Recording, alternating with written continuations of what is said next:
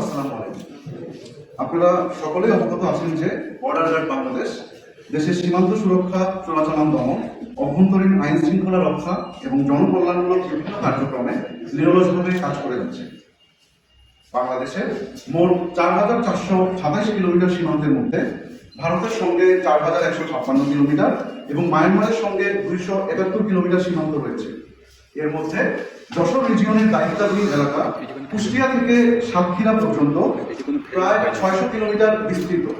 এই বিস্তীর্ণ সীমান্ত এলাকায় যশোর রিজিয়নের আওতাধীন কুষ্টিয়া ও খুলনা সেক্টরের অধীনস্থ ৭টি ব্যাটালিয়ন চোরাচালান প্রতিরোধে নিরলসভাবে কাজ করে যাচ্ছে।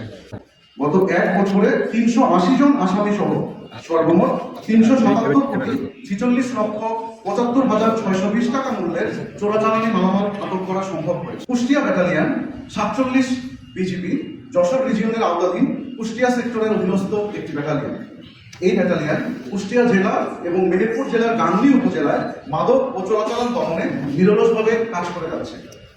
এই নিরলস প্রচেষ্টায় গত এক বছরে ১৩৯ জন আসামি সহ সর্বমোট ১০৩,২৫,৭০,৪৫৬ টাকা মূল্যের মাদক ও অন্যান্য চোরাচালানি মালামাল আটক করা হয়েছে। ডিসেম্বর ২০২৫ তারিখে নির্বাচনের তফসিল ঘোষণার পর থেকে নির্বাচন অবাধ, সুষ্ঠু ও শান্তিপূর্ণভাবে আয়োজনের লক্ষ্যে বর্ডার গার্ড বাংলাদেশ সার্বক্ষণিকভাবে কাজ করে যাচ্ছে। সবাইকে একসঙ্গে কাজ করার আহ্বান জানাই। পরিশেষে বলতে চাই, বর্ডার গার্ড বাংলাদেশের প্রতিটি সদস্য দেশের সার্বভৌমত্ব রক্ষা ও সীমান্তের শৃঙ্খলা প্রতিষ্ঠায় সর্বদা নিবেদিত। আমরা আমাদের দায়িত্ব পালনে অবিচল থাকবো ইনশাআল্লাহ।